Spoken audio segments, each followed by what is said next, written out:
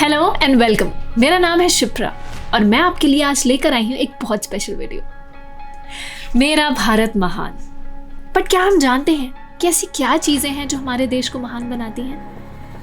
Despite the love for our country, I think we should know our country even better. पहले मुझे लगा था कि मुझे सब पता होगा, बट जब मैं इस वीडियो के लिए रिसर्च कर रही थी, दैट्स व्हेन आई रियलाइज्ड कि ऐसी बहुत सारी चीजें हैं जो मैं जानती ही नहीं थी। डिड यू नो कि दुनिया का हाईएस्ट पोस्ट ऑफिस और हाईएस्ट पेट्रोल पंप स्पीति में है? डिड यू नो कि इंडिया की हाईएस्ट मोटरेबल रोड वर्ल्ड की हाईएस्ट मोटरेबल रोड है, which is in Ladakh. In fact दुनिया का हाईएस्ट क्रिकेट ग्राउंड चैल हिमाचल प्रदेश में है। I didn't know them. ये इंडिपेंडेंस डे हम सभी इंडियंस के लिए बहुत स्पेशल है, क्योंकि इन 75 सालों में भारत एक तरक्की की नई राह पर निकला है। तो चलिए आजादी के अमृत महोत्सव में let's revisit some significant and historical moments for India. देश की मिट्टी से देखते हैं देश की कहानी।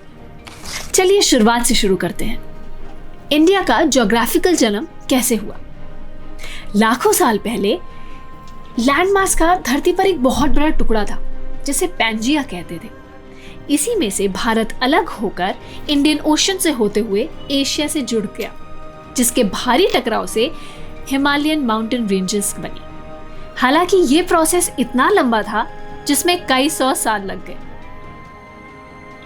पैंजिया से अलग होकर भारत आज के लद्दाख वाले हिस्से से एशिया में जुड़ गया, जिस भयानक टक्कर से वर्ल्ड हाईएस्ट माउंटेन रेंजेस बन गए। इनफैक्ट आज भी अगर आप वर्ल्ड मैप खोल के देखोगे तो अफ्रीका और इंडिया, इन दोनों देशों के कई हिस्से आपको साथ में जुड़ते हुए नजर आएंगे। You don't believe me? Please आप खुद ट्राई करिए और कमेंट में मुझे जरूर बताना। इनफैक्ट अगर आप इस पर और डिटेल्ड इंफॉर्मेशन चाहते हैं, please drop us in the comments. मैं इसमें एक और वीडियो बनाऊंगी। एंशिएंट इंडिया यानी 4th सेंचुरी BCE में जन्म लिया योगा ने, जो आज न कि सिर्फ इंडिया में बल्कि पूरी दुनिया में एक मेजर हेल्थ प्रैक्टिस मानी जाती है। योगा एक संस्कृत शब्द योग से लिया गया है, जिसका मतलब होता है यूनिटी।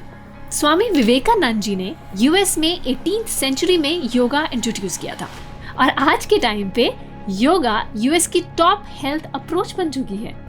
भारत पे अलग अलग एरा में कई सारी हुकूमतों ने राज किया और 15 अगस्त 1947 में अंग्रेजों से मिली आज़ादी के बाद आज हमारे भारत में 28 राज्य और 8 यूनियन टेरिटरीज हैं। एरिया में देखें अगर तो राजस्थान सबसे बड़ा और गोवा सबसे छोटा राज्य है। वहीं अगर पॉपुलेशन में बात करें तो यूपी नंबर 1 और सिक्किम लास्ट है। बात जब हेल्थ रिलेटेड हो रही है तो हम आयुर्वेदा को कैसे भूल सकते हैं? आयुर्वेद का जन्म तकरीबन 5000 साल पहले वैदिक एरा के दौरान हुआ माना गया है। दुनिया की सबसे प्राचीन चिकित्सा विज्ञानों में से एक माना जाता है आयुर्वेद को। तब की सिखाई हुई टेक्निक्स और प्रैक्टिसेस आज इतने सालों के बाद भी प्रैक्टिस की जा रही है। शायद इसीलिए आज भी दुनिया में मॉडर्न मेडिसिन के साथ आयुर्वेदा मेडिसिन का भी इस्तेमाल किया जाता है। Okay, I have a question for you guys. ऐसे कौन से 3 गेम्स हैं जिनका ओरिजिन इंडिया में हुआ है? कमेंट्स में जवाब दीजिए। However good the constitution may be, if those who are implementing it are not good, it will prove to be bad. And however bad the constitution may be, if those who are implementing it are good, it will prove to be good. ये शब्द हैं doctor Bhimrao Ambedkar ji के, जिन्होंने हमारे Indian constitution की रचना की है। तकरीबन 60 देशों के कॉन्स्टिट्यूशंस को स्टडी करने के बाद हमारे कॉन्स्टिट्यूशन को डराइव किया गया है। नो वंडर ये वर्ल्ड का लेंथीएस्ट कॉन्स्टिट्यूशन है। इनफैक्ट इसको पूरी तरह से हाथ से लिखा गया है। Mahatma Gandhi, the father of the nation, ना सिर्फ हमारे देश में बल्कि पूरी दुनिया में पीस और नॉन वायलेंस की प्रतिमा माने जाते हैं। Well, Mahatma Gandhi needs no introduction. But क्या आप जानते हैं कि गांधी जी का स्टैचू 70 से ज्यादा देशों में पाया जा सकता है? Doctor APJ Abdul Kalam, the 11th president of the country, the missile man, one of the most celebrated scientist, और कह सकते हैं कि बच्चों के favourite president of the country. वो एक इंस्पिरेशनल और विजनरी लीडर थे जो ना ही सिर्फ अपने काम बल्कि अपनी आइडियोलॉजीज के लिए भी बहुत जाने जाते थे। इनफैक्ट स्विट्जरलैंड में कलाम जी के लिए एक दिन डेडिकेट किया गया है विच इज 26 में, कॉल्ड द साइंस डे। अनेकता में एकता, ये हम बचपन से सुनते आ रहे हैं। And through out India's history religion एक बहुत इंपॉर्टेंट हिस्सा रहा है हमारे कल्चर और ट्रेडिशंस का। If you happen to visit India, you would have witnessed that the major world religion are being practiced in harmony. अनेकता में एकता इस देश का स्वरूप है and it brings the diversity to the country. I'm sure आपने अमृतसर के गोल्डन टेम्पल का नाम जरूर सुना होगा because it is one of the most dazzling architectural monuments in India. But it is also a site of generosity and compassion. क्या आप जानते हैं कि हर दिन गुरुद्वारे में एक सिंपल वेजिटेरियन मील प्रिपेयर किया जाता है जो तकरीबन 50,000 लोगों को सर्व किया जाता है। मैं ये रोज की बात कर रही हूँ। और इससे ज्यादा अमेजिंग बात ये है कि इसमें जो भी सामान यूज होता है most of it is donated. The holy city of Varanasi, जिसे हम बनारस या काशी के नाम से भी जानते हैं, मानी जाती है कि ये दुनिया की one of the oldest living cities है। आज भी बनारस की गलियों में वही पकवान की खुशबू और लहरों की आवाज से दिन की शुरुआत होती है। माना जाता है कि लगभग 5000 साल पहले गंगा रिवर के तट से इस शहर की शुरुआत हुई। बनारस में 80 से ज्यादा घाट हैं, जो कि अपने आप में एक विश्व रिकॉर्ड है।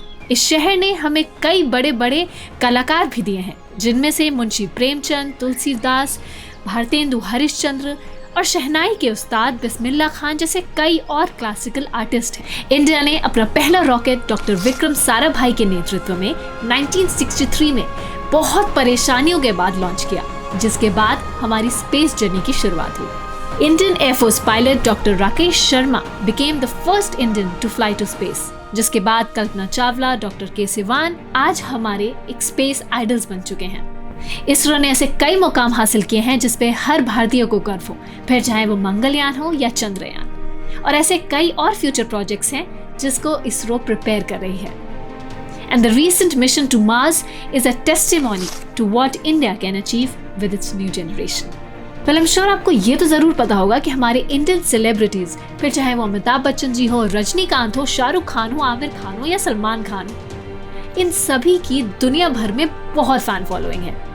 चाहे देश कोई भी हो, प्यार इन्हें सब करते हैं। But did you also know कि हमारी कंट्री दुनिया में सबसे ज्यादा फिल्में बनाती है, इनफैक्ट हॉलीवुड से भी ज्यादा।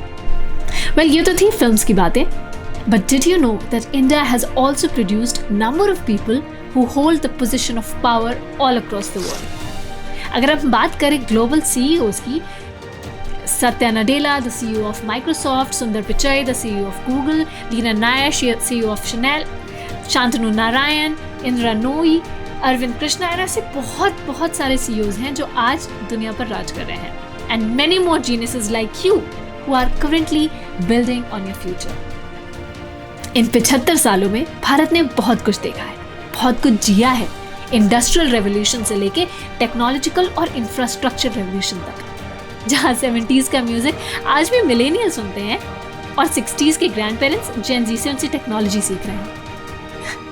देश में सीखने और सिखाने को बहुत कुछ है। जब भी कभी टाइम मिले, एक नए स्टेट को देखिएगा, वहाँ का खाना ट्राई करिएगा, वहाँ का कल्चर देखिएगा, and I am sure you love it. We salute to all the heroes, the freedom fighters of the country, जिनकी वजह से आज हम इस देश में आज़ादी से सांस ले सकते हैं। कीप स्माइलिंग, स्टे हैप्पी, और अगर मैं कुछ पॉइंटर्स भूल गई हूँ तो प्लीज़ मुझे कमेंट्स में ज़रूर बताइएगा। सत्यमेव जयते। और हाँ, here's wishing you all आज़ादी का Amrit Mahotsav. Happy Independence Day, India. For more interesting content, subscribe to our channel and make sure to hit the bell icon.